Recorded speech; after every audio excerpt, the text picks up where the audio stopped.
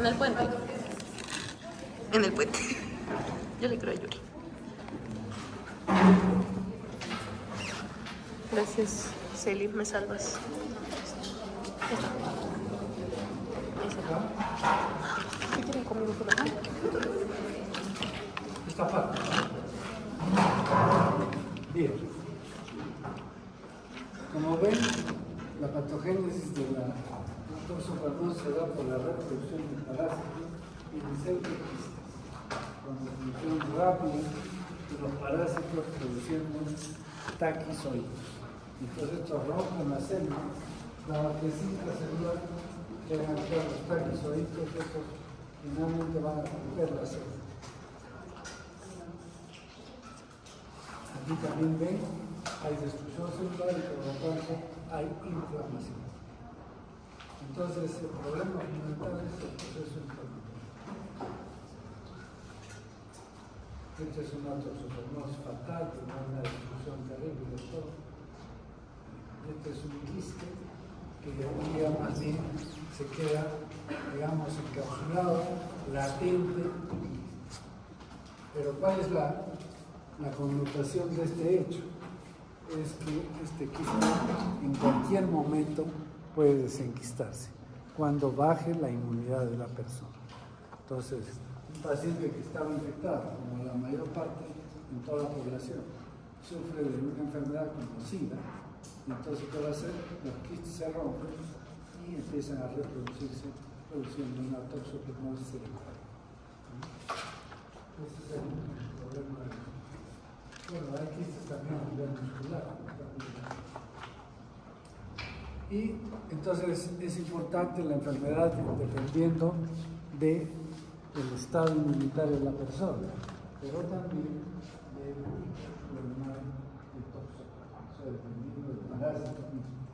Por ejemplo, si es un tipo clonal 1, será virulento para el otro. ¿No es cierto? ¿Qué es virulento para el otro? ¿Qué es virulento?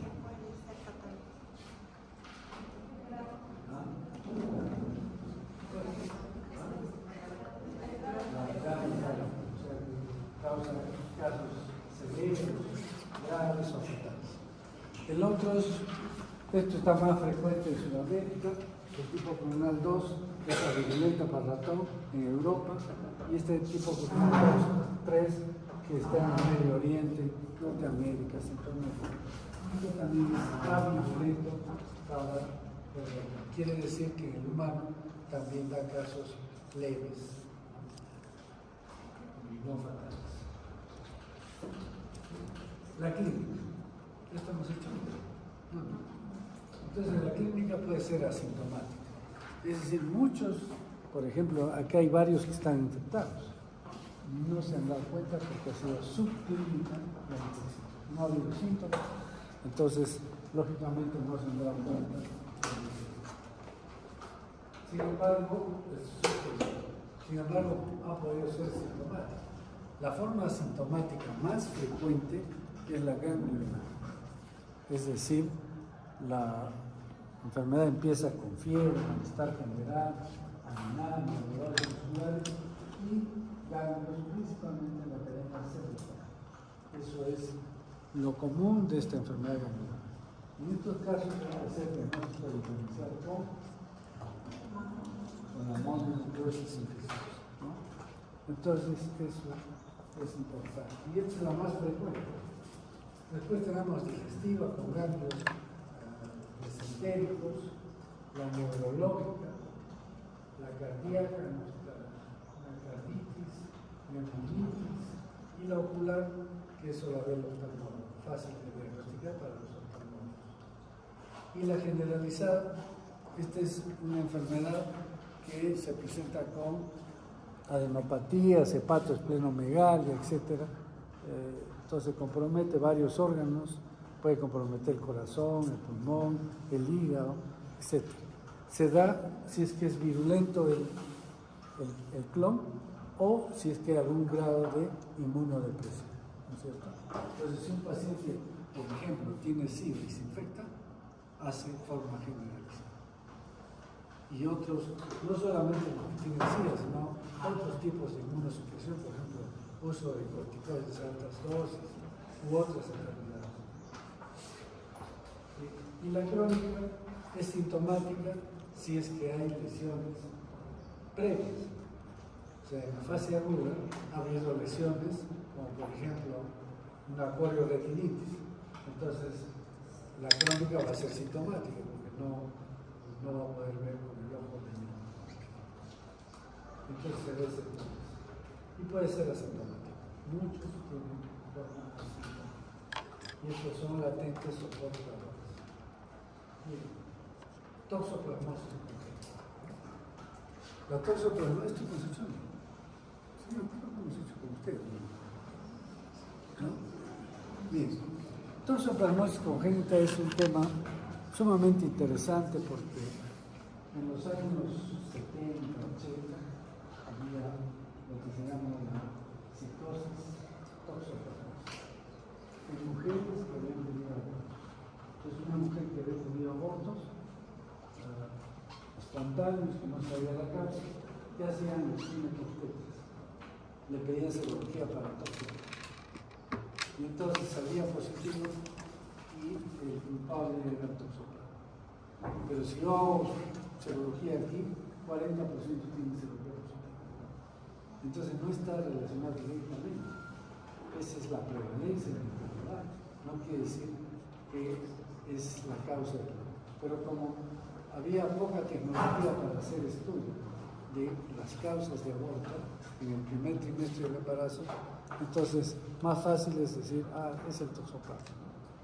Y en esa época no había para dosar inmunoglobulina M, que nos estaría diciendo que está haciendo una fase aguda. Entonces simplemente salía positivo y ya le echaban la culpa al toxoplasma. ¿Y qué les decían los ginecobstetras a las mujeres que habían tenido aborto? Que ya nunca más tenían hijos, porque si no iban a tener otra vez aborto, o de lo contrario también iban a tener malformaciones congénitas. Entonces ya estaban traumatizados. Pero eso no era cierto, ¿no? Y esto se ha venido estudiando hace mucho tiempo y sigue el concepto que se dio en los años 80. No sé si les conté que hice mi tesis yo sobre toxoplasmosis, ¿no es cierto?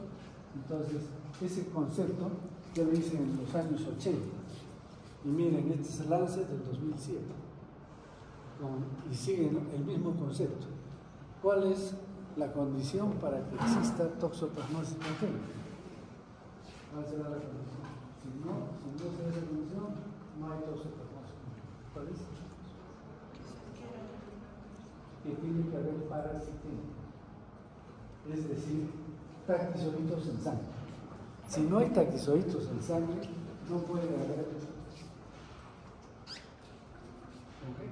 ¿Por cómo pasa? La única forma es que el taquizoito atraviese la placenta. ¿Y cuándo se da eso? Cuando se infecta agudamente. Entonces, si una mujer se infecta en el primer trimestre del embarazo o semanas antes de la fecundación, entonces va a poder pasar el taquizoito a través de la placenta. Pero la probabilidad es baja, porque los vasos son muy pequeños de la placenta y no permiten el pasaje de todo. Entonces, puede pasar en un 17%, pero el daño que causa es severo, generalmente un aborto. Si la persona se infecta en el segundo trimestre del embarazo, va a aumentar la probabilidad de infección, pero disminuye el daño. Ya no se hará aborto. Aquí se da aborto porque se está formando recién el embrión. Aquí hay un feto, entonces se altera el feto, tiene lesiones, pero no llega al aborto. Y si se infecta en el tercer trimestre, el pasaje es mucho mayor, pero al final va a sufrir una toxoplasmosis generalizada, ¿no? Que se puede dar tratamiento. Entonces, esa es la idea. ¿Y qué pasa con una mujer que ya tiene toxoplasmosis? O sea, ya se infectó. No pasa nada. La probabilidad que haga otro aborto es bajísima, 1 en 1000.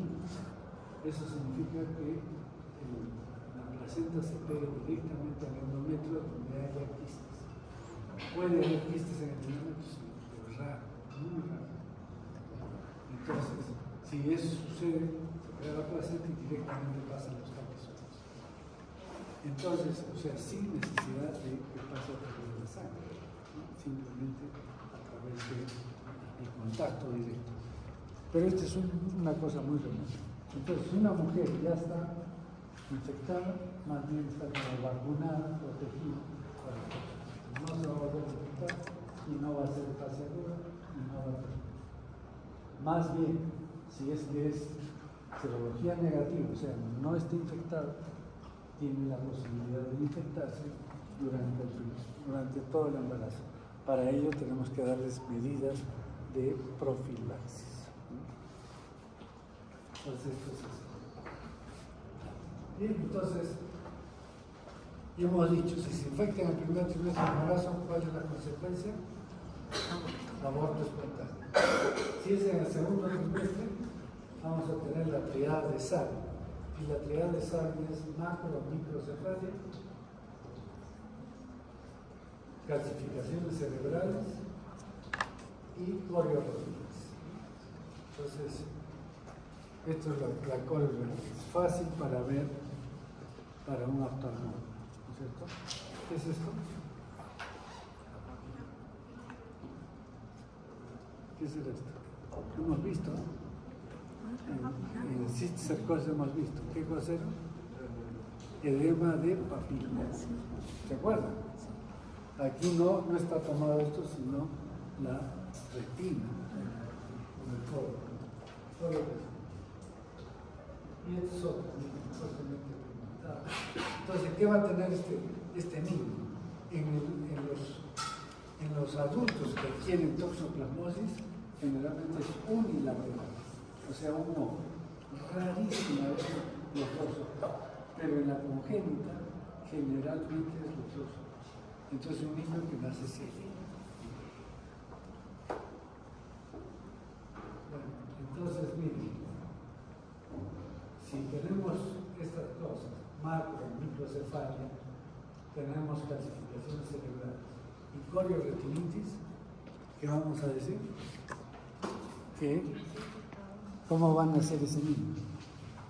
Nace con retardo psicomotor severo, hipotonía, no tiene reflejos, no puede succionar, no puede alimentarse y por lo tanto fácilmente no más ciego, ¿no es cierto? Y puede tener esta condición por las calcificaciones que están en el cerebro. Entonces, pues, el pronóstico no es tan bueno tampoco. Puede ser que viva, pero con lesiones cerebrales serias. Bien. Y el primer caso de coriorretinitis toxoplasmósica fue en 1900, más o menos fue en 1915, porque esta es la edad de la niña que sufrió esta enfermedad. Les conté, ¿no es cierto? La historia de... Están haciendo repetir la clase. Bien, entonces, lo que va a tener un niño que se infecta a la madre en el tercer trimestre de embarazo, ¿qué cosa es? Un síndrome de Down, que le da la toxoplasmosis, rubiola, citomegalovirus, herpes simple, chagas, etc. ¿Y qué es un síndrome de toxo? Va a tener ictericia, fiebre, neumonitis, hepatoesplenomegalia, adenopatías, ¿no? Y un salpullido y la piel. Entonces, eso es lo que conforma un síndrome de toxo. Y cada que nace un niño así, hay que hacer el diagnóstico diferencial con todas las enfermedades que hemos mencionado. Este es el fondo de otro. ¿Cómo hacemos el diagnóstico? Existen métodos directos y métodos indirectos. Los métodos directos son los que detectan al parásito o alguna forma de parásito. Entonces, yo puedo buscar los parásitos en un examen directo en sangre. Sí, podría encontrar, pero es una casualidad. Es muy difícil. Pero también se puede utilizar contraste fase, fluorescencia, puede ser. Pero lo que sí se puede hacer es estudiar ganglios y placenta.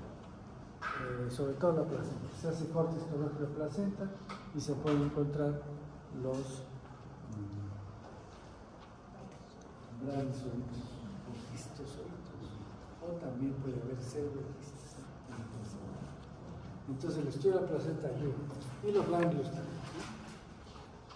Esos son métodos directos. Inoculación a animales, cultivo de tejidos, se puede hacer, pero eso no se hace rutinariamente, no lo hace cualquier laboratorio, es de investigación. En resumen, los métodos directos ayudan poco para hacer el diagnóstico. Entonces, ¿qué utilizamos? Métodos indirectos. Y de estos métodos indirectos, ¿cuáles son los más importantes? Intradermorreacción ya no se usa, porque era para determinar prevalencia. Se aplica intradérmicamente la toxoplasmina y se ve quiénes son positivos. Pero teniendo ELISA ya no tiene sentido. Entonces ya no se usa. La prueba del colorante es una muy buena prueba, pero utiliza parásitos vivos. Entonces uno pone los parásitos en una plaquita y le echa el suero del paciente. Si estos parásitos se inmovilizan, quiere decir que es positivo. Si no se inmovilizan, no hay anticuerpos. Entonces no es negativo. Pero es muy buena prueba, pero esta prueba necesita parásitos vivos, lo cual no se puede hacer en cualquier laboratorio. Hay que tener la cepa y entonces es más difícil. La reacción de hemaglutinación indirecta se ha usado mucho, pero ¿cuál es el problema? Que no determina si es G o M los anticuerpos. Y entonces nos quedamos con estas dos, la reacción de inmunofluorescencia y la ELISA. Estos sí tienen pruebas diferentes si se trata de inmunoglobulina G o M. Entonces, que se utiliza mucho para infección aguda. Esta es la hemoglutinación indirecta que ya no se usa para la dificultad de esta es ELISA y esta es inmunofluorescencia. Esta es negativa, porque se colocan en una placa parásitos. Y entonces acá, como ven, se ve la sombra del parásito, pero este sí tiene reacción con la fluoresceína, que es una sustancia fluorescente que está unida a un anticuerpo. Y ese anticuerpo es contra anticuerpos humanos. Entonces, eso es esa prueba de... Entonces, para hacer diagnóstico le aplicamos inmunoglobulina G. Si es positiva, debemos de usar la inmunoglobulina M. Si es positiva la inmunoglobulina M, es infección aguda. Pero si es positiva la G, pero la M es negativa, es infección crónica. Y si la G es negativa, lógicamente ya no hay infección. Es decir, la G es de crónica, eso existe de por vida. ¿No? Si ustedes, antes se hacía lo que se llama la curva serológica. ¿Alguien tiene un pulmón? Pero igual, ¿qué es la curva serológica? Digamos que esta es la base y este es tiempo. Y entonces, esta es una curva, ¿no es cierto? Y entonces, en la fase aguda, a las 2 semanas aparecen los anticuerpos y se elevan hasta 2-3 meses.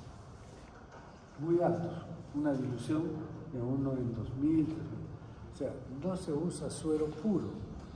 Si uno va a usar el suero puro, todas las pruebas van a ser positivas. Entonces hay que hacer diluciones. La dilución que se usa para control es 1 en 32 o 1 en 64. Quiere decir que se ha puesto una porción de suero y 63 porciones de buffer. Entonces, con esa dilución uno trabaja para poder decir positivo. Pero a veces puede salir positivo con diluciones de 1 en 1000, 2000. Eso es fase aguda, sea G o M. Entonces, la G entonces empieza a la segunda semana, se eleva 2-3 meses, hasta 2000, y después baja hasta 1 en 64, 1 en 32, de por vida. Es la G, de por vida. Mientras que la M aparece un poquito antes que la G incluso. Se eleva también a títulos muy altos y después 2, 3 meses, 4 meses y desaparece. Ya no hay inmunoglobulina E. Es por eso que sirve para la detección de casos. Y en el recién nacido, ¿qué hacemos? En el recién nacido vamos a tener un niño que la madre ha tenido toxoplasmosis durante el embarazo. Entonces puede ser asintomático, podemos hacer un eco cerebral, examen ocular, etc. Pero la serología es importante. Hacemos dosaje de inmunoglobulina G y M principalmente.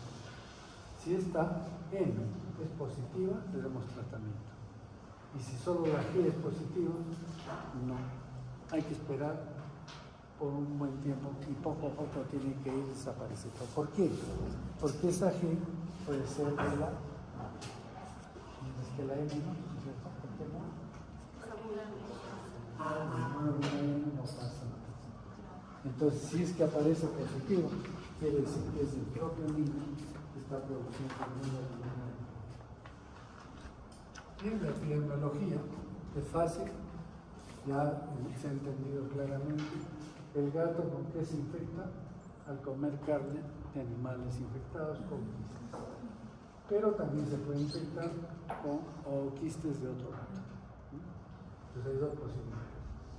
Y estos quistes van a infectar a estas aves, por ejemplo, o herbívoros que no comen carne. Pero los carnívoros sí se pueden infectar con quistes. Y el hombre, ese es el ejemplo. El hombre se infecta con quistes de las heces del gato, pero también se infecta con quistes al comer carne mal cocida. Hace la formación de quistes, pero antes hay taquizoitos que pueden pasar al feto, ¿no es cierto? O puede venir en la sangre taquizoitos también, o de los trasplantes de órganos puede pasar los quistes. Como se hace inmunodepresión de los pacientes, ¿qué va a suceder? Vamos a tener que los quistes se rompen, salen los radizoitos y empiezan a reproducirse. Bien, entonces esa es la epidemia. ¿Qué prevalencias tenemos? Miren, Ciro Maguiña hizo un trabajo en el 2000 de inmunoglobulina G contra toxoplasma, por supuesto, en 122 gestantes del Hospital Cayetano. De esas 122 tuvieron más o menos 55% infectados. ¿Pero qué significa eso? Es lo mismo que hacían los ginecólogos, ¿no? Le aplican a las gestantes y entonces ¿eso quiere decir que es responsable de la toxoplasmosis? No, esa es la prevalencia general, igual que en otras personas. Si fueran hombres también, igual va a salir. Entonces, pero le aplicaron inmunoglobulina M. Y la inmunoglobulina M salió en 5% positivo. ¿Qué quiere decir? Que esa sí podía transmitir a producto de la concepción el toxoplasma. Pero eso es una probabilidad que hemos visto, no es en todos. Y fatalmente no han hecho el seguimiento de esos para ver si tuvieron o no los niños. Hubiese sido bueno a los recién nacidos hacerles dosaje de inmunoglobulina M para ver si han hecho toxoplasmosis. ¿Cuántos? Pero la probabilidad es bajísima, solo superan 6 casos. Entonces, no importa. En Iquitos, miren, le aplican inmunoglobulina G 97.6, 94, 70. Quiere decir que ahí la prevalencia es muy alta y en la población general también es alta, porque es infección crónica. Y si estos, la mayoría ya se infectan de jóvenes, ¿qué significa? Que la probabilidad de que se infecten durante el embarazo disminuye, porque ya están infectados. Es como que yo vacuno a todos, ¿qué probabilidad de tener una enfermedad? Ya prácticamente cero. Ese es lo que pasa. Mientras que acá no, la probabilidad de estar infectado es más o menos la mitad. Entonces hay más probabilidad de que haya toxoplasmosis durante el embarazo. Y en Arequipa son 34%, es bajo. Entonces la probabilidad de hacer infección aguda es baja o alta. Alta. ¿Ah? Digo más. Alta. Alta, pues. ¿Por qué? Porque no todos están infectados. El problema es de los que no están infectados. Los que están infectados como que se vacunan. Es como que si yo vacuno contra cualquier enfermedad al 34%, ¿cuál es la probabilidad de que haya infección? Alta, porque no se enferma. Eso es en relación a las mujeres embarazadas. Y esto es en ovinos, en animales, encontrado 44%. O sea que la probabilidad también es alta. En otras palabras, hay enfermedad frecuente en animales, en hombres, que es general y además es mundial. Profilaxis, ¿qué hacemos con una embarazada? ¿Cómo prevenimos la infección? Porque lo que tenemos que evitar es que haya infección aguda durante el embarazo, ¿no? Si ya tiene serología positiva, no hay problema. En Europa y en algunos países hacen serología como control prenatal, ¿no? Apenas está viendo su control para el embarazo, inmediatamente su dosaje de toxoplasmosis. Si sale positivo, ya no hay problema. Pero si es negativo, hay que dar medidas. ¿Qué medidas le podemos dar?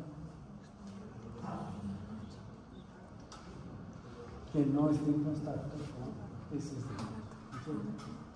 Entonces no puede barrer habitaciones, azoteas donde heces de gato, porque los zooquistes son muy ligeros, se levantan como partículas de polvo y entonces pueden ser inhalados y después emitidos. Entonces es mejor que usa mascarilla, se trabaja en jardines donde hay heces de gato, ponerse guantes, después lavarse las manos. Entonces el uso de mascarillas y de guantes es apropiado, el lavado de manos. O también el consumo de verduras, puede haber de jardines que están con heces de gato. Entonces dice, yo no cultivo mis plantas, verduras en mi jardín, pero pueden tener heces de gato. Todo esto, ¿por qué? Porque no podemos controlar las heces de gato. Estos afectan cualquier sitio. Y finalmente, otra medida importante para eso, consumo de carnes bien. ¿Sí? Entonces, eso es toxoplasmosis. Una pregunta, tratamiento. El tratamiento es con pirimetamina con sulfadiazida. Es una asociación que se llama también Fansidar. El Fansidar asocia estas dos medicinas. Es un nombre comercial, pero estas dos drogas se dan juntas, o también se puede dar espiramicina, ¿no? Y clindamicina. La clindamicina, algunos autores dicen que puede destruir los quistes, o sea que pueden matar los otros no. Los otros solo actúan sobre taquizoides, o sea, en sangre. Esta puede actuar a nivel de tejidos. Y si se usa pirimetamina con sulfadiazida, hay que dar ácido fólico y ácido fólico, porque estas sulfas disminuyen los niveles de ácido fólico, sobre todo en el embarazo. Ahora, ¿se puede dar estas drogas que son sulfas en el embarazo?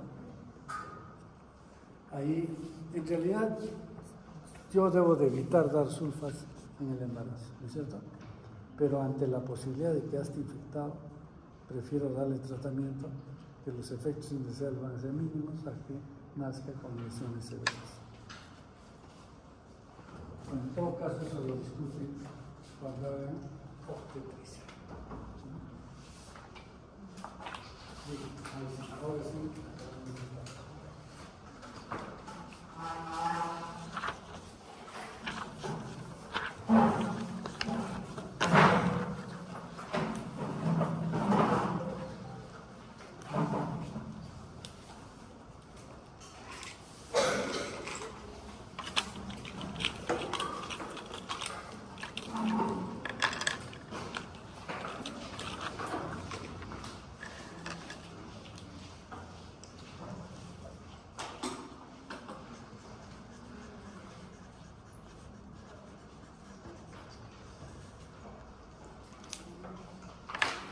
Mientras duda, ese joven que ha salido, ¿es estudiante? ¿Lo conocen? ¿Quién lo conoce? ¿Nadie lo conoce? ¿Quién era? Un joven que ha estado ahí. ¿Lo conocen? No lo he visto. Nunca lo he visto. No, Brisa, no lo he visto. No, me acerqué temprano porque me pareció raro. Bueno, hay otros también, ¿no? Es que hay gente que sigue pensando en la virtualidad. Y esto no se aprende. Es que en la virtualidad no existía clases, todos aprobaban. No sé cómo así, pero aprobaban. Sí. Dice que se reunían para dar examen, no sé qué. Había un alumno hasta con retardo mental. Y aprobó. Dicen que su padre daba el examen. Así que, bueno, quizás a mí ya no me van a causar daño, pero a la sociedad sí. ¿Sí o no? A la sociedad sí, porque van a hacer, ¿qué tipo de médicos van a hacer? Que vienen un ratito a cumplir con el examen y se van. O sea, eso nunca se ha visto en medicina, ¿sabes? Nunca. Las clases de medicina siempre han estado llenas. Nunca vienen así a dar el examen, nada más. Pero últimamente ya veo casos en que nunca los veo, solo vienen a dar examen. No sé si aprobarán, qué harán, habrá fraude, no habrá fraude, no sé. Yo trato de que no haya. Pero al final el daño lo hacen a la sociedad y a ellos mismos, porque son gente que va a competir y ahora van a tener que competir con muchas más universidades, más profesionales. Entonces, yo veo acá, ya quienes se quedan rezagados ahí, ya los conozco, año tras año, desaprobados, y están ahí dando vueltas trabajando, ¿no? Ya no, claro, tampoco no puedo estar tras de todos, son muchos ustedes. Así es que eso queda a conciencia de cada uno de ustedes. Si tienen intención de aprender. Bien, es que por eso yo no quiero dar diapositivas, porque de repente son personas hábiles, ¿no? Como leer las diapositivas sacan 12 y ya. Eso es lo único que les interesa aprobar, pero no van a aprender, no van a aprender. Bueno. Bien, vamos a ver otra parasitosis, que es malaria o paludismo. Y esta es una enfermedad conocida desde la antigüedad, causada por especies del género Plasmodium y transmitida por el mosquito anófilo. Y esto se conoce pues muchísimos años antes de Cristo. De hecho, Hipócrates escribe un libro que se llama Aires, Aguas y Suelos. O sea, es el primer ecologista. Y él menciona que esta enfermedad, que antiguamente llamaban enfermedades nucleares, porque como no había pruebas, el laboratorio solo era positivo, y todos los pacientes que tenían malaria tenían espíritu negativo. Entonces les palpaban el vaso y con eso les decían, tienen malaria. Entonces se conocía la malaria, ¿no? Muchos años antes. Hipócrates decía que la malaria se adquiría por respirar un mal aire, de ahí viene el nombre de malaria. ¿De dónde es ese mal aire? El aire que uno ve, el hedor que sale de los pantanos, eso. Y decían que uno entra a un pantano, inhala ese vapor, ese hedor, y eso es lo que le enfermaba y le hacía dar malaria, según él pues, en esa época, porque no pensaban esto, pero tenía razón. Y después los romanos, por ejemplo, para sanear sus ciudades, ¿qué hacían? Drenaban los pantanos, hacían drenaje y hacían eliminar el agua, se secaba y se acababa la malaria. Con solo hacer eso. Y entonces, esto ha sido pues de muchos años que se conoció. Aquí hay gente, a ver, ¿quiénes de ustedes tienen abuelos o bisabuelos que han vivido en Majes, en Camaná, ¿no? ¿Tú? ¿Y en dónde? Majes. Pregúntale a tu abuelo, o a tu abuela si viven, pregúntale si ha sufrido de terciana. Terciana. La fiebre terciana. ¿Ya? Pregúntale. La mayoría tenía fiebre terciana. Cuando vivían de casa. O sea, eran zonas malarígenas. De hecho, la malaria, yo ya cuando hice parasitología de estudiante no estudié malaria. ¿Por qué? Nos dijeron, es que había una enfermedad que se llamaba malaria y ya no la estudiamos porque está erradicada. Y efectivamente en los años 70 estaba erradicada, 60, 70, no había malaria ya en el mundo. En el Perú quedaron algunas comunidades nativas que estaban en la frontera con Brasil y Colombia, en lo que se llama Caballococha. Había unas comunidades nativas que uno los miraba que aparecían en el río y se desaparecían. Y entonces ellos sí tenían malaria, y ya no en otros sitios. Entonces se decía pues que había desaparecido esta enfermedad. Pero ¿qué sucedió? Que pronto se dejó de controlar esta enfermedad porque había un programa de erradicación de la malaria. Y esto se hizo porque apareció un insecticida sumamente efectivo. Se llamaba el DDT. El DDT apareció y era lo mejor para controlar todo tipo de enfermedades transmitidas por mosquitos. Pero no solo eso, para las plagas de las plantas también se usaba el DDT. O sea que se llenó el mundo del DDT y se demostró que no es biodegradable y que es cancerígeno. Entonces se prohibió su uso y como se prohibió el uso, ya no se siguió con el programa de erradicación y pronto empezaron a aparecer casos y más casos y más casos. En este momento, en el Perú, solamente hay 3 departamentos que no tienen malaria, autóctonos. Se puede ver casos que vienen de otros sitios, pero que han adquirido en estos departamentos. ¿Cuáles creen que son?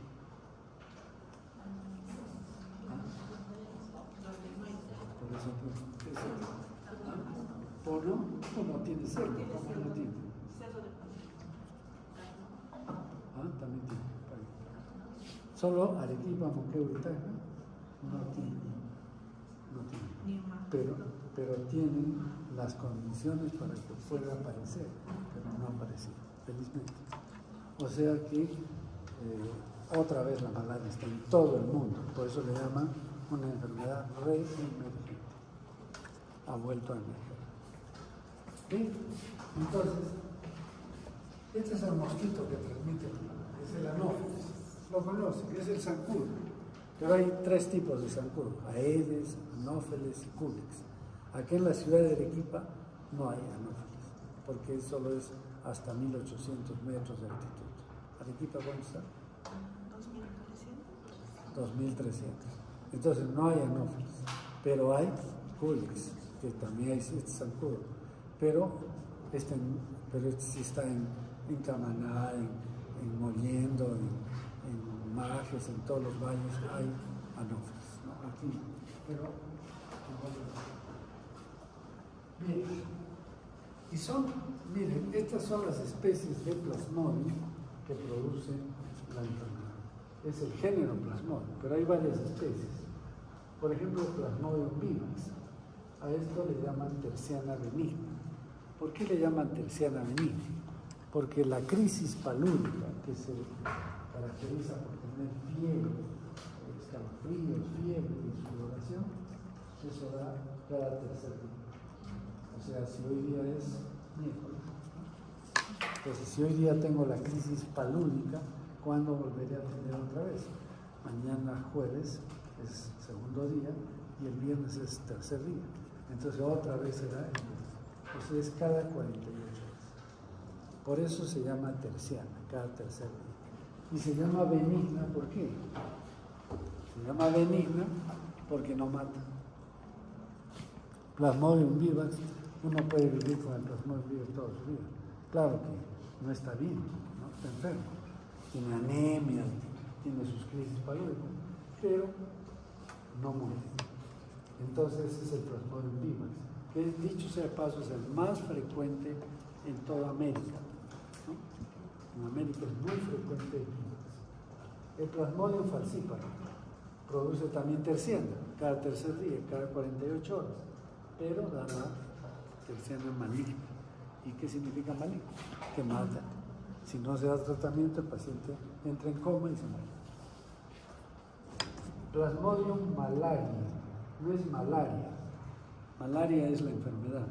Este es Plasmodium malariae, se dice malaria. Y produce la cuartarnia. ¿Qué quiere decir? Que cada 72 horas viene la crisis palúdica, o sea, al cuarto día. Si en este caso, si hoy día es la crisis palúdica, tendrá el sábado la otra crisis.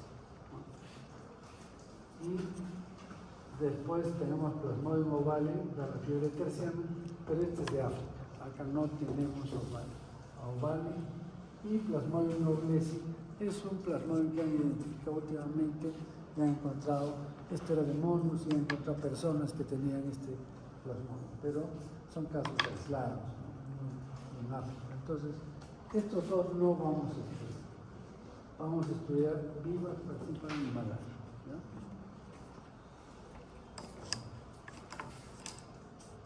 Y miren los sitios donde está esta enfermedad. América, África y Asia. Los tres Asias. Zonas tropicales o subtropicales. Y entonces malaria viene de mal aire, desde Hipócrates, mal aire. O también le cambiaron el nombre los italianos, le pusieron paludismo. ¿Por qué? De la palabra latina paluster, que significa pantano. Entonces siempre relacionada a las zonas pantanosas. ¿Y este quién es? Este guapo, ¿quién es? ¿Ah? Es un faraón, ¿no es cierto? ¿Qué faraón? Es un faraón que vivió hasta los 20 años, uno de los más jóvenes. Lo interesante de este faraón es que fue encontrado íntegro, no estaba saqueado, por eso está con su máscara, ¿no? Tutankamón. Y entonces Tutankamón era pues un castigado por la naturaleza. ¿Por qué? Porque era hijo de padres que eran consanguíneos, familia, después él se casa con su hermana, es decir, todo un tema de consanguinidad. Y él nace con una serie de alteraciones. Tenía síndrome de Marfan, tenía varios problemas. Y entonces muere muy tempranamente, 20 años, y pensaron que murió en la guerra. Pero resulta que con los adelantos de la tecnología, realmente es el famoso ¿no? Que limitaron una máscara, en la cual se hubiesen dejado puesta. ¿Y de qué murió este hombre? Hicieron PCR y le encontraron ADN de Plasmodium falciparum. O sea, murió por malaria. Desde esa época en Egipto había pues malaria.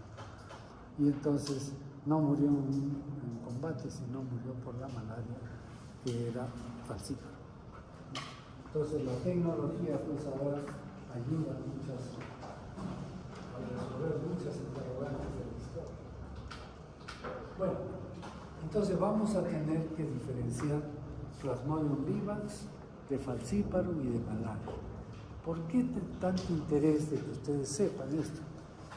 Porque no es lo mismo tratar a un paciente con falciparum que con vivax y malaria. Ya saben, ¿no es cierto?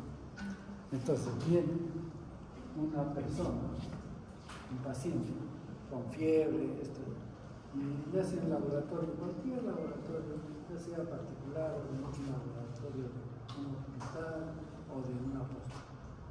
Y cuando hace un hemograma, si está con fiebre, le piden un hemograma. Y encuentran unas cosas raras. Y dice, hallazgo de formas de plasmodium. Nada más. Y entonces se le da tratamiento y se puede morir. De hecho, pasó de un chofer que vino de Tumbes, vino manejando su camión, un tremendo camión, con las justas llegó hasta Arequipa con mucha fiebre, se fue directamente al hospital y igual que lo que les digo, encontraron plasmodio, ¿no? Y entonces empiezan un tratamiento con una droga que da el ministerio, que es la cloroquina y la primetina. Que de hecho ya hay resistencia a estas drogas y eso fue para un caso de vidas. Y les dan y se olvidaron del paciente, al día siguiente fueron a pasar la visita y ya se olvidaron. ¿Qué encontraron? Plasmodio falciparum. Entonces es importante que ustedes sepan que existe esta posibilidad. No es lo más frecuente, pero puede hacer y que hace que cambie el panorama completo. Bien, entonces, ¿cómo vamos a diferenciar esto? ¿Qué será esto? Todo esto. Un eritrocito, ¿cierto? Y ustedes están viendo ahí dos formas de parásito. ¿Qué es lo que ven? Esto es el núcleo, aparece un rubí, y esto es el citoplasma, ¿lo ven? Está parado esto, ¿no? Y entonces una vacuola al centro. O sea que se ve como si fuera un anillo, ¿no es cierto? Un aro con su rubí al centro. Es de color rojo. Y entonces, ¿qué es eso? Un trofozoito anular. Entonces, eso es lo que vamos a ver en los hemáticos. Entonces, ¿se ven trofozoitos anulares? Sí, pero en vivas también se ven trofozoitos anulares. Entonces, ¿cómo hago la diferencia? Que en vivas solamente es un trofozoito. Y es rarísimo que pueda haber dos trofozoitos de vivas dentro de una matriz. Pero falciparum sí puede tener múltiples receptores, o sea, 2 o 3. Y además, otra característica importante, trofozoitos marginales, que no se ven en los otros. El trofozoito marginal, que se encuentra solamente en falciparum, más bien, y que puede confundirse con babesia. Babesia es otra parasitosis, pero principalmente animales. Entonces, ese trofozoito marginal. Entonces, ya tenemos dos características de salud. Pero además podemos ver trofozoito también, pero podemos ver esto fuera del parásito. ¿Qué son estas? Granulaciones. ¿De qué color? Rosado o rojo. Estas son granulaciones de Maury, también típicamente de falciparum. Son irregulares y de color rosado o rojo. Eso se llama granulaciones de Maury. Y esto que hemos dicho, que puede haber 2 o 3 trofozoitos. Luego, en el hombre solo se da esquizogonia. Entonces, si tenemos trofozoitos, ¿cuál es el siguiente estadio que vamos a ver? Esquizogonia. Tienen que recordar la esquizogonia. Los merocitos dentro de qué? Los merocitos muy pequeños, no se ven. Dentro del esquizón. El esquizón está lleno de merocitos. Entonces lo que deberíamos de ver acá son esquizones. En falciparum, en sangre periférica, no se ve esquizones, porque se quedan atrapados en las microcirculación. En vivax, en malaria sí, pero en falciparum no. Porque todos los hematíes que están con esquizontes se quedan atrapados en la microcirculación. Entonces, periféricamente no se encuentran, salvo que el paciente ya esté para morir. Cuando está para morir hay hiperparasitemia y también presencia de esquizontes en sangre periférica. O sea, la presencia de esquizontes es un signo de mal pronóstico en un paciente con falciparum.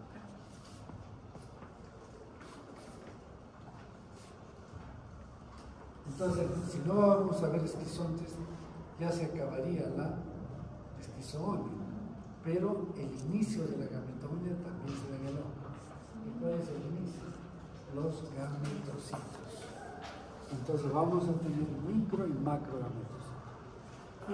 Y estos característicamente son diferentes a los otros gametocitos, porque son en forma de plata, de macana.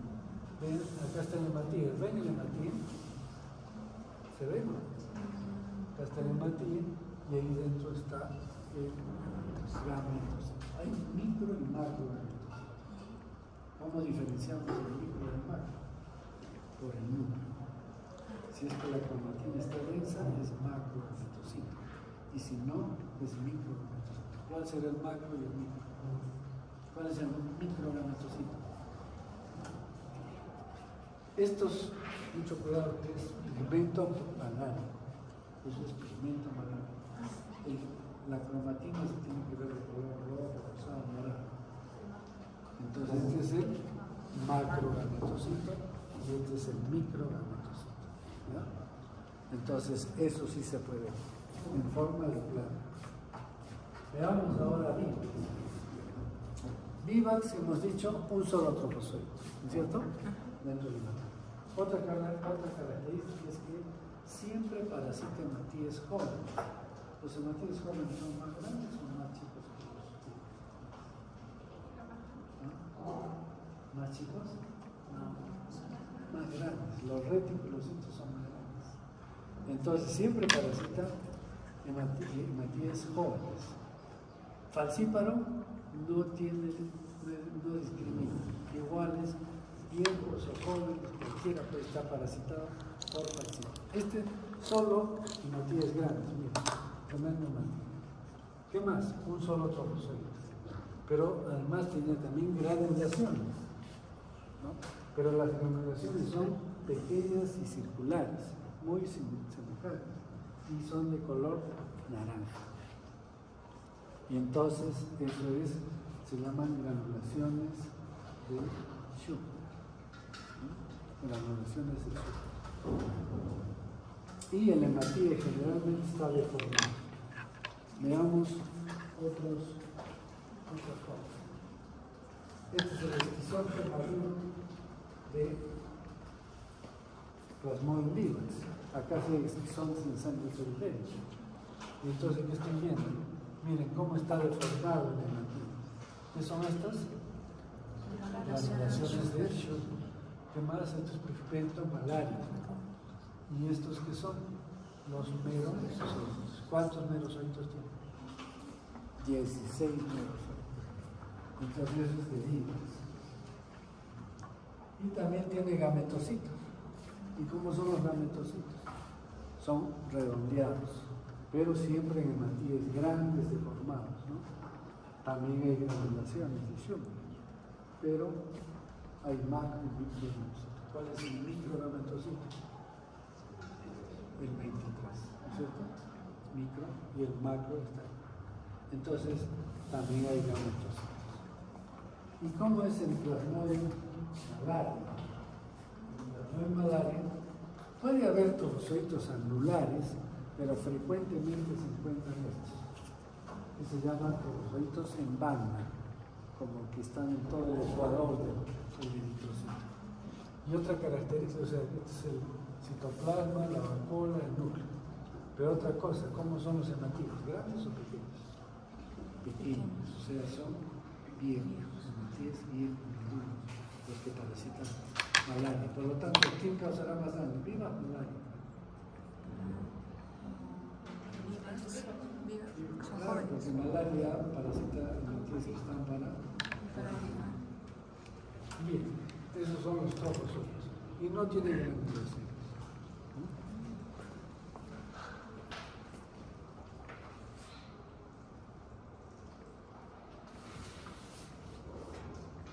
Y este es el esquizoide. ¿Cuántos merozoitos tiene?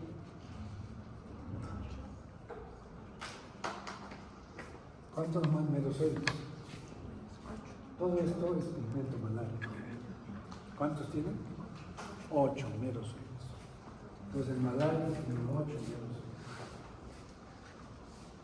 Y este es el plasmodium, perdón, el gametocito del plasmodium malario. Es parecido a Vivax, ¿no es cierto? Es ovalario, tiene pigmento malario, pero no tiene granulaciones y además es pequeño. Los hematíes son pequeños. Este será el microgametocito y el macrogametocito. ¿Está fácil? Este es de especialidad. No va a ser cualquiera. Una cosa es acá, pero cuando vean la lámina no es tan fácil. Algunas cosas son evidentes. Por ejemplo, los esquizontes sí se puede ver, claro.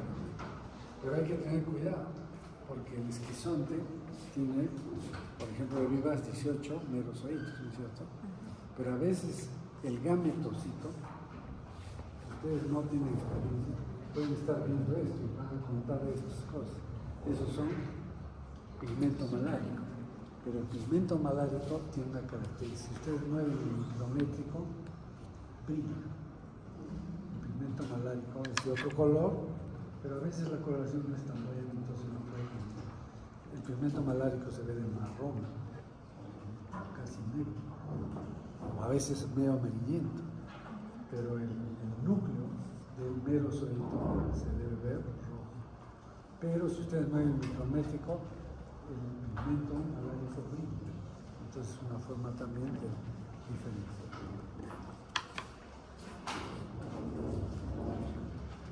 Entonces, miren, acá se ven formas marginales de fascículo, más de 2. ¿Qué más? También tiene esquizontes. ¿Cuántos merozoitos tienen el esquizonte maduro de fascículo? 18. 18, a veces más.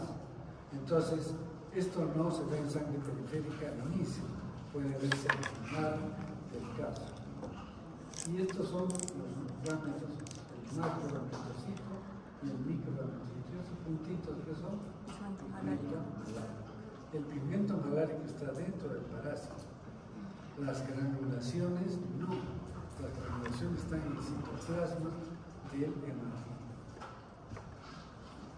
Y acá tienen plasmado en vivas, ¿no?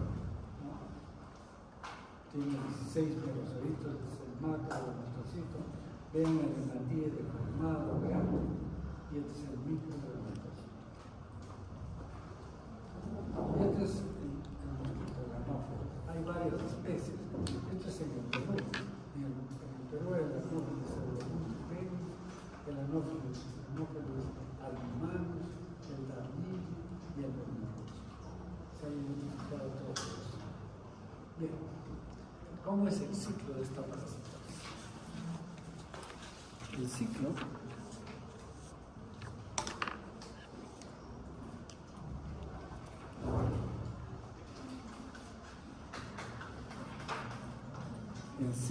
es asexuado en el hombre. Por lo tanto, el hombre es hospedero intermedio y el mosquito es el hospedero definitivo. ¿Por qué? Porque en el mosquito se da la gametosis. Bien, entonces en el hombre se da simplemente esquizogonia, pero se da 2 tipos de esquizogonia. Una a nivel hepático, o sea, en el hepatocito. Entonces eso se llamará esquizogonia preeritrocítica, todavía no han llegado los eritrocitos. También se llamará exoeritrocítica, que es en el hepatocito, o hepática, o preclínica. ¿Por qué? Porque no da síntomas cuando se desarrolla en el hepatocito. También les dicen a estos, en vez de decir el trofozoito, se llaman los criptozoitos. ¿Por qué criptozoitos? Porque están como que están escondidos. Nadie se da cuenta de que están reproduciéndose en el hígado. Y la otra esquizogonia ya se da en el eritrocito. Esa se llama esquizogonia eritrocítica o clínica, porque ya da síntomas. ¿Qué síntomas da? Escalofrío, fiebre, sudoración, y anemia. En el vector que se da, el ciclo sexual, los gametos y la espinómica. Estos 2 se dan ahí. Entonces veamos acá. Entonces sigamos la secuencia, por favor. El hombre es hospedero Intermediario. el anófeno es hospedero definitivo, pero solo la hembra. El macho es fitófago, no es hematófago. Entonces solo la hembra consume sangre humana y por lo tanto es la que transmite la enfermedad. Entonces, ¿cuál es el mecanismo de transmisión? La picadura del mosquito. la picadura, porque el parásito se va a encontrar en las glándulas salivales del mosquito. Hay muchos esporozoitos en las glándulas salivales. ¿Y qué hace el mosquito al momento de picar? Inocula saliva. ¿Qué tiene la saliva? Anestesia oriente. Y entonces son proteínas. Entonces cuando uno le está picando un zancudo no se da cuenta. ¿Cuándo se va a dar cuenta? Cuando empieza la reacción alérgica a la saliva del mosquito. Entonces ahí ya se hace la roncha, ya viene el prurito, todo. Pero ya el mosquito se fue. Entonces ese es el motivo por qué inocula el parásito. Porque lo inocula con la saliva. Y ahí va a ir los esporozoitos. Entonces el esporozoito va a entrar a la sangre. Y en 20 minutos ya está en el hepatocito. Va a ir saliendo. Y va a llegar al hepatocito. Entonces este esporozoito ingresa al hepatocito y empieza el tipo de reproducción asexual que se llama esquizodonia preeritrocítica o preclínica o hepática. Es una sola vuelta. O sea, entró un esporozoito y cada esporozoito va a producir muchos merozoitos. Muchos merozoitos. Diríamos, esa es la esquizodonia preeritrocítica. En falcíparo va a producir 30.000 merozoitos. En vivax 10.000 y en malaria 2.000. Entonces, una gran cantidad de... Y ahí, para falcíparo, se acaba el tema. Todos estos merozoitos que les llamamos criptozoitos o criptozoitos salen a la circulación para falcíparo. Pero para vivax, malaria y ovales pueden quedar guardados ahí unos parásitos. Se llaman pimnozoitos. ¿Por qué se llaman? Están dormidos. Se quedan dormidos. Y es interesante porque una vez hemos visto en cirugía, un paciente entra por una colecistectomía, le hacen una colecistectomía porque tiene una vesícula con cálculos. Le sacan los cálculos, les hagan la vesícula y al tercer día se infecta. No, hacen fiebre. Entonces, ¿qué puede ser? Puede ser infección de herida operatoria. Inmediatamente los cirujanos ven la herida, no hay, ni siquiera estaba entorpecido, todo bien. ¿Qué otra causa de fiebre en un posoperatorio?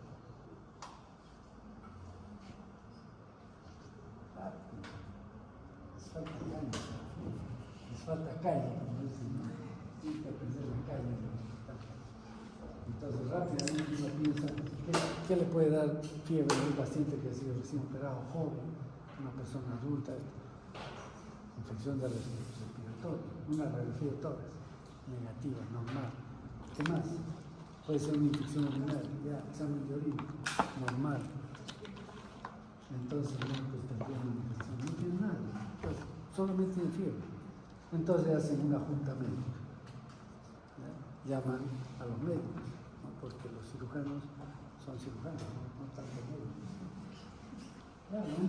Saben que antes era separado. Antes, unos eran médicos y otros cirujanos. ¿Quiénes eran los médicos? Los que estudiaban medicina, los que sabían medicina. ¿Y quién era el cirujano? Cirujano, mano, el barbero. Entonces, si había un traumatismo, una fractura, al cirujano. Una herida, al cirujano. Pero si era una enfermedad que tenían que hacer diagnóstico, examinar al paciente, eso lo hacía el médico. Pero después se han juntado las dos cosas. Por eso su título, ¿cómo va a salir? Médico cirujano. Y entonces llama a un clínico. Y viene el doctor Julio Lopera, famoso en Arequipa, infectólogo, cardiólogo, infectólogo, todo él, internista. Y entonces lo llaman para la junta médica. Él viene, saluda a todos y le dice al paciente, ¿de dónde eres? De acá de Arequipa. Y nunca se están haciendo, sí, pero hace 25 años.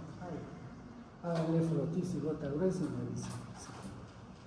Pero se quedan así. Al menos nosotros, estudiantes.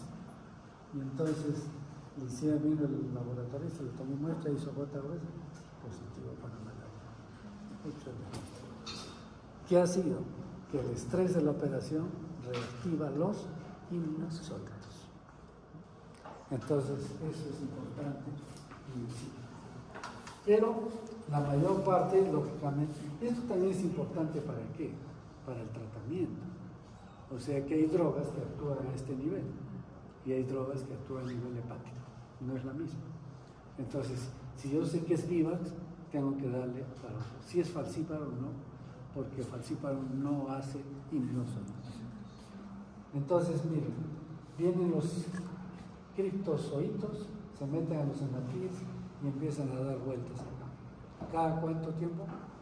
Cada 72 horas o cada 48 horas. Rompen los hematíes y invaden a otros hematíes, etc. Hay hasta videos de cómo ingresa el merozoito al eritrocito. Empuja la membrana, se hace como una vacuolita y después se rompe y se queda dentro del hematíe. Y entonces va a ser esto indefinidamente. Pero pronto aparecen estas estructuras, el inicio de una gametófora, el macrogametocito y el microgametocito que los hemos visto en sangre periférica. Listo. Entonces, eso es la esquizogonia eritrocítica que va a producir la esquizogonia M30.000, ya no 10.000 y 2.000, sino cuántos. En corazón en pilo, 16 en falcíparo y en malaria, nada más. Y entonces, eso es lo que tenemos. Entonces, estos gametocitos tienen que ser ingeridos por el mosquito. Entonces, el mosquito, cuando pica a una persona enferma, ¿qué es lo que va a hacer? No va a seleccionar y decir, no, yo solo llevo gametocitos, no. Aquí es como en esas tiendas en la época de Alan García. Quiero comprar leche Gloria. No, tiene que ir con jabón o con una esponja o con una cosa. No te diría la leche Gloria. Así era la especulación de esa época. Pues no, uno iba a comprar azúcar. Ah, no, tienes que llevar con un peine, con otras cosas que nunca se venden para que te vendan.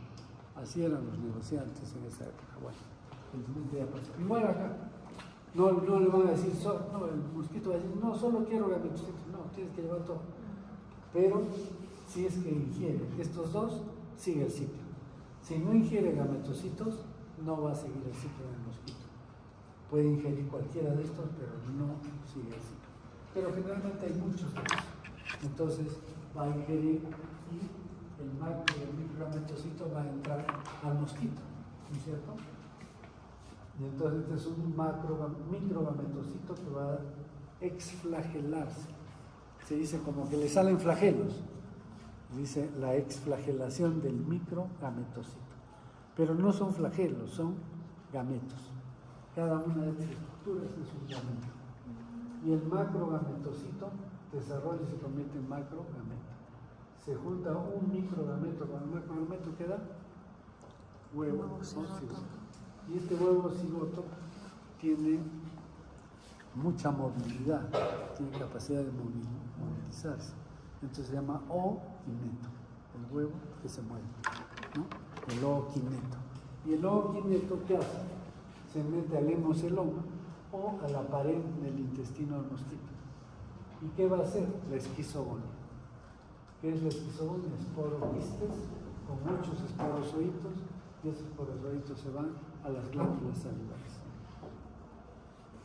Y entonces ya tenemos en el mosquito que se da la gametogonia en la luz del intestino.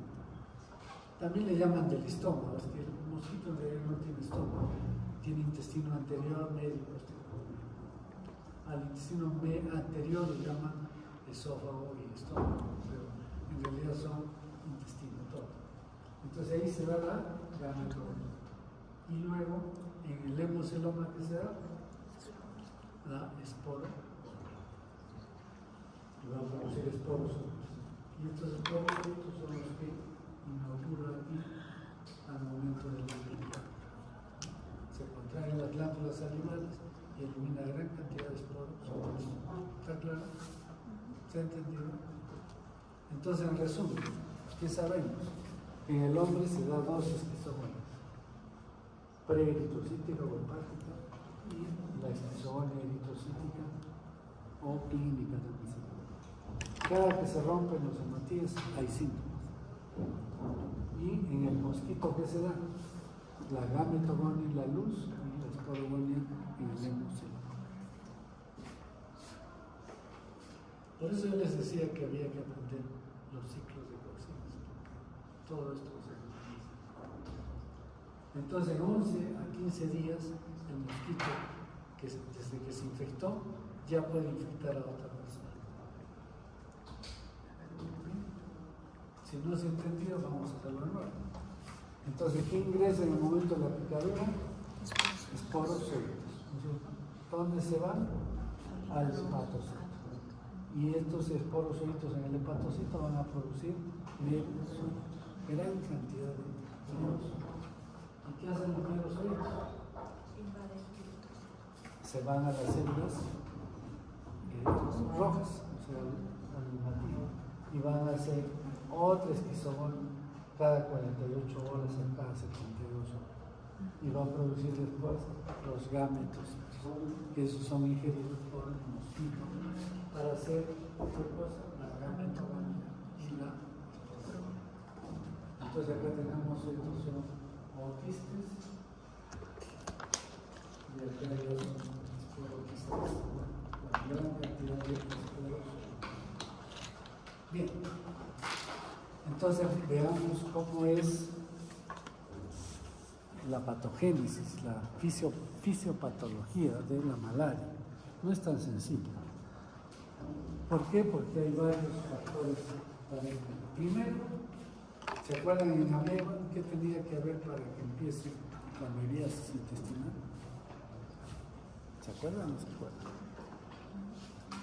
¿Qué tenía que suceder para que empiece la meriasis? Y para eso, ¿qué necesitamos?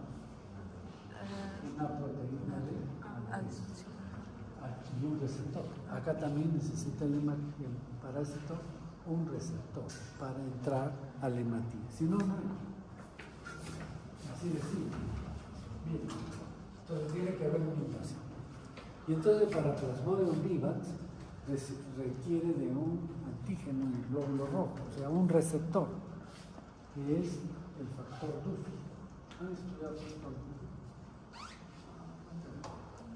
Pero RH sí. Factor RH.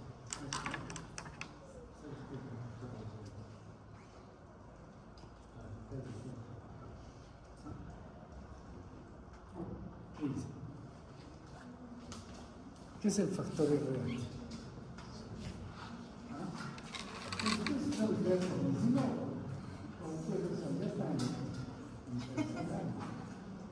¿Qué es el factor RH? Cuando uno va a donar sangre, pues mira, grupos sanguíneos, ¿qué grupos sanguíneos son? ¿No ves que no sabes? A, B y AB. Pero hay factores. El factor RH. Esto es el factor RH viene del resto. No. Y entonces ahí se queda con el factor RH. Y eso tiene unas personas, son RH positivos y RH negativos. A ver, ¿quiénes son RH negativos? Todos son RH positivos. ¿Saben sus grupos sanguíneos? ¿Alguien tiene RH negativo? Es raro, ¿no es cierto? Pero, y entonces hay un factor también que se llama factor Duffy, así como el factor RH, el factor Duffy. Es más raro, pero se da. Y entonces, este factor Duffy es el receptor para Plasmodium vivax. Entonces, si la gente tiene factor Duffy, entonces entra el. La mayoría tiene factor Duffy positivo. Entonces es fácil para que el Plasmodium vivax ingrese. Si es factor Duffy negativo, no ingresa. Y la raza negra generalmente tiene factor Duffy negativo, en una buena proporción de toda la gente de raza negra tiene el factor Duffy negativo. Por lo tanto, el plasmodium viva no es frecuente en la raza negra. En África es bajo. Aquí sí tenemos vivos, pero en África más frecuente es así. Bien, entonces esto es importante, ¿no? Otro factor. Para Plasmodium falciparum necesita una glicofonina de ácido oxálico para entrar, pero además para metabolizar la hemoglobina y convertirla en hemozoína. La hemozoína es el pigmento malárico y entonces necesitan de esta enzima que se llama glucosa 6-fosfato deshidrogenasa. En la raza negra ya pasaba que se ha hecho selección natural de la gente con deficiencia de glucosa 6-fosfato deshidrogenasa. ¿Por qué? Porque desde hace miles de años vino el Plasmodium falciparum y a quienes mataba, a todos los que tenían esta enzima. ¿Y quiénes se salvaban? Los que eran deficientes de glucosa 6-fosfato deshidrogenasa. Y entonces, poco a poco, a través del tiempo, se hizo una selección natural. Si ustedes en este momento le hacen dosaje de glucosa 6-fosfato deshidrogenasa a gente de raza negra, la mayoría tiene deficiencia de esta enzima. ¿Por qué? Como una manera de protección. Todos los que tenían glucosa 6-fosfato deshidrogenasa morían por plasmodium falciparum. Y solo quedaron los seleccionados, los que tenían deficiencia. Pero también hay, lógicamente, gente que tiene la enzima, pero un buen porcentaje que es diferente a otras razas. En otras razas hay pocos que tienen deficiencia. En la raza negra es más gente que tiene esta, que ha sido una manera a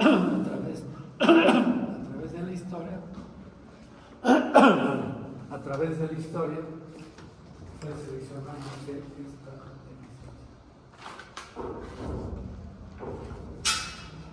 ¿Qué más? Hemoglobinas anormales. Entonces, cualquier plasmodium necesita de hemoglobina normal. Estas anormales, que es la C, la D, la E o la feta, no sirven para la alimentación del plasmodium. Y por lo tanto, pueden ingresar, pero ahí se quedan. No se desarrollan porque no pueden metabolizar la hemoglobina. Premonición. ¿Qué es la premonición? ¿Recuerdan? Primera práctica, ¿qué es? Es un tipo de inmunidad, ¿no? Que resulta que si una persona está infectada con plasmodium, está libre ya de otra reinfección. Entonces los infectados ya no se reinfectan. Y esto es en base a inmunoglobulina G, M, premonición. Pero también hay inmunidad pasiva natural. Por ejemplo, que pasen anticuerpos G, sobre todo de la madre, o a través de la lactancia materna, también se pasa inmunoglobulina. Entonces, un recién nacido que tiene lactancia materna y que la madre está infectada, no se infecta. Entonces, hasta el año no se infecta los niños. Pero sí hay malaria congénita.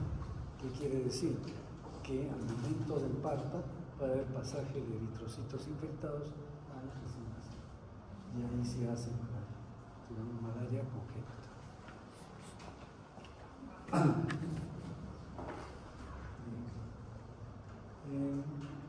Infecciones por falciparum hay múltiples anticuerpos, tanto en gran cantidad como en gran variedad de anticuerpos contra la infección policlonal. Hay varios clones que producen infección. Unos tienen un clon, los otros no, se infectan con el otro clon, entonces hacen lo que se llama endemicidad. Quiere decir que la enfermedad no desaparece, sino está permanente en mucha gente, que se van infectando con otros clones. La inmunidad o la premonición funciona para un clon, pero no para los otros. Creo que estamos de acuerdo. Entonces, hagamos